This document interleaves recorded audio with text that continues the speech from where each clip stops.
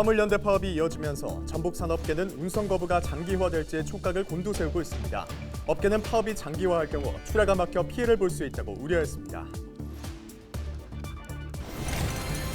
공직선거법상 허위사실 공표 혐의로 추가 고발된 최경식 남원시장이 혐의 없음 처분을 받았습니다. 검찰은 최 시장의 발언이 공표 행위로 보기 어렵다고 설명했습니다.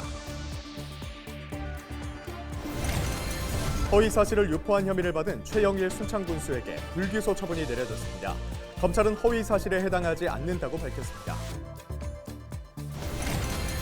주민들이 주인공인 제1회 신태인 영화제가 열렸습니다.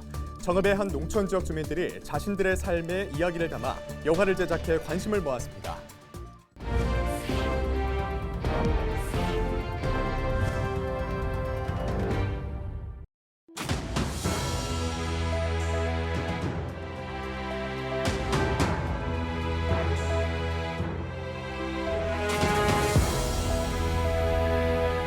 여러분 안녕하십니까? 헬로티비 전북 뉴스입니다. 화물연대 파업이 이어지면서 전북산업계는 운송 거부가 장기화할지 촉각을 곤두세우고 있습니다. 전북도와 업계 등에 따르면 화물연대 파업으로 물류운송에 큰 지장을 받고 있진 않는 상태입니다. 지난 6월 화물연대 파업 당시 차질을 빚은 만큼 이번 파업을 앞두고 대체 운송편을 마련하는 등 대비했기 때문입니다. 하지만 업계는 파업이 장기화할 경우 출하가 막혀 본격적인 피해를 볼 수 있다고 우려했습니다.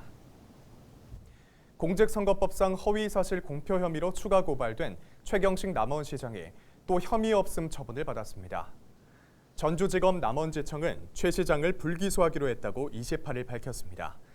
최 시장은 제8회 전국 동시지방선거를 앞두고 열린 TV토론회에서 중앙당 정치 활동을 20여 년간 해왔다고 발언한 혐의로 고발됐습니다. 그는 무소속 강동원 후보가 말로는 중앙당에서 20년 근무했다고 하는데 본 일이 없다고 묻자 최 시장은 근무가 아닌 활동의 개념이라는 취지로 답했습니다. 검찰은 최 시장의 발언이 상대 후보의 의혹을 바로잡는 차원에서 나왔으며 자의적 해석을 법리적 공표 행위로 보긴 어렵다고 설명했습니다. 지난 6일 지방선거 과정에서 허위사실을 유포한 혐의로 검찰 수사를 받아온 최영일 순창군수에게 불기소 처분이 내려졌습니다. 전주지방검찰청 남원지청은 공직선거법상 허위사실 공표 혐의로 고소된 최 군수에 대해 허위사실에 해당하지 않는다고 판단하고 혐의 없음으로 불기소 처분했다고 밝혔습니다. 최 군수는 지방선거 후보 당시 TV토론회에서 상대 후보인 최기환 후보에게 지난 2015년 순정축협이 금우영농조합법인의 소 190여 마리를 헐값에 판매했다고 주장했습니다. 또 당시 최 후보가 순정축협 조합장이었고 최 후보의 배우자가 해당 법인 이사로 등재돼 있었다며 부당거래 의혹을 제기했습니다. 이에 대해 최기환 후보는 아내가 지난 2009년 이사직을 사임했다며 최 군수를 허위사실 공표 혐의로 고소했습니다. 정읍의 한 농촌 지역 주민들이 자신들의 삶의 이야기를 담아 영화를 제작해 관심을 모았습니다. 주민들이 주인공인 제1회 신태인 영화제를 김남우 기자가 보도합니다. 정읍시 신태인읍 행정복지센터입니다. 주민들이 자신과 이웃들이 출연한 영화를 감상합니다. 신태인읍 도시재생 주민협의 제주체로 열린 신태인 영화제입니다. 노래자랑을 모토로 해서 촬영을 했었는데 참 기분이 참 재미있었고 기분도 좋았고 동민 여러분들이 호응도 해주셨고 참 좋았습니다. 너무나 좋아하죠. 정말 즐거웠죠. 행복하고 언제 그런 영화 촬영하겠습니까? 도시 재생 사업을 통해서 최고였습니다. 내년에는 더 열심히 연습해서 체계적으로 좀 프로가 되어서 했으면 좋겠다 하는 생각이 듭니다. 올해 처음 개최된 영화제에는 신태인읍 지역 9개 마을 주민과 지역 청년 등 150여 명이 참여했습니다. 주민들은 자신들이 개최한 노래자랑과 동네 소식을 직접 영상에 담아 선보였습니다. 신태인의 지역의 남녀노소 불문하고 모든 분들이 참여를 해서 마을의 아름다움과 미래의 발전을 뜻하는 뜻에서 자기의 장기도 있고 또 지역의 아름다움도 있고 소개를 하는 그런 프로그램이라고 생각됩니다. 앞으로 주기적으로 해서 이 대한민국 아닌 전 세계적인 영화제로 승화를 시키고자 합니다. 마을 주민들이 직접 주인공이 되어 자신들의 이야기를 영화로 만들어가는 미디어 행사. 농촌 마을을 알리고 발전시키려는 주민들의 메시지가 작은 영화 속에 담겼습니다. 헬로티비 뉴스 김나옵니다. 29일 새벽 2시 10분쯤 김제시 만경읍 한 주택에서 불이 나 2시간여 만에 꺼졌습니다. 다행히 인명피해는 없었지만 주택 92제곱미터가 모두 타 소방서 추산 5천여만 원의 재산 피해가 났습니다. 소방당국은 목격자 등을 상대로 정확한 화재 원인을 조사하고 있습니다. 전라북도 의회가 한빛 핵발전소 4호기 재가동 절차에 반대하고 나섰습니다. 전북도 의회와 탈핵에너지 전환 전북연대는 29일 기자회견을 열고 원자력 안전위원회에 한빛 4호기 재가동을 위한 모든 절차를 멈출 것을 촉구했습니다. 이들은 한빛 4호기의 구조 건전성 평가가 매우 제한적인 조사로 불확실성이 높다며 이같이 주장했습니다. 이어 한빛 4호기가 가동되지 않고도 전력 수급에 문제가 없었다며 핵발전소 규제 권한 보장과 한빛 4호기 폐로 등을 정부에 요구했습니다.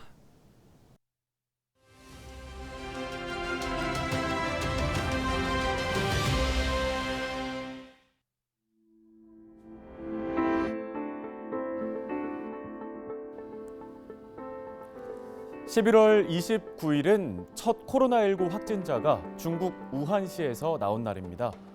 코로나19가 우리의 일상을 바꿔놓은 지 벌써 3년이 됐는데요. 코로나라는 긴 터널을 지나는 동안 특히 우리의 정신 건강도 상당히 나빠진 것으로 조사됐습니다. 질병관리청의 조사 결과인데요. 우울감을 느꼈다는 응답이 여성은 14.1%, 남성은 8.5%로 늘었습니다. 연령대로 나눠보면 30대가 남녀 모두 가장 많이 증가했는데요. 이 우울감을 해소하기 위해서는 몸을 움직이는 게 도움이 된다고 합니다. 걷기나 달리기 같은 운동을 하면 엔도르핀 같은 신경 전달 물질의 분비가 많아져서 우울감을 낮출 수가 있다는 거죠. 코로나 3년을 맞은 지금 본격적인 겨울 추위가 다가오고 있는데요. 그렇다고 집안에 틀어박혀 있기보다는 밖으로 나가서 운동을 해보는 건 어떨까요? 데일리 브리핑이었습니다.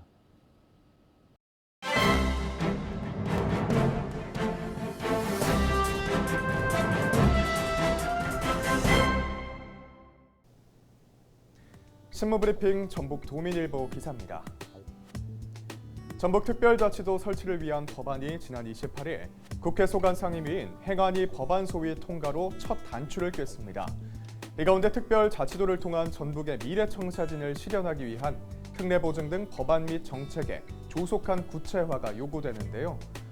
전북특별자치도 설치 등에 관한 특별 법안은 전북의 지역적, 경제적 특성을 고려해 자치권을 보장함으로써 국토의 균형 발전과 전북의 경제생활 공동체 형성에 기여하는 데 그 목적이 있습니다. 이는 수도권의 인구가 50%를 넘는 등 사람과 기업이 수도권에 집중되는 블랙홀 현상으로 지역 인구가 감소하고 지역 간 불균형의 격차는 확대되는 등 국내 경제가 활력을 잃고 있기 때문이라고 하는데요. 특히 정부의 초광역 메가시티 지원 정책에서 소외된 전북은 최근 제주에 이어 강원특별자치도 특별법까지 통과됨에 따라서 수도권과 영호남, 호남 안에서의 차별에 더해 4중 차별 구조의 처지에 놓였다고 밝혔습니다. 이로 인해 전북은 현재 인구가 지속적으로 감소하고 이 14개 시군 중 11개 지역이 소멸 위기 지역으로 분류될 뿐더러 재정 자립도와 경제력 지속 또한 전국 최하위 수준에 머무는 실정인데요. 이 같은 불균형 문제를 해소하기 위해서 전북특별자치도 설치 특별법이 필요했지만 이를 통해 전북의 독자적인 생존력을 강화하기까지는 아직도 갈 길이 멀다는 분석이 지배적입니다. 지금까지 신문브리핑이었습니다.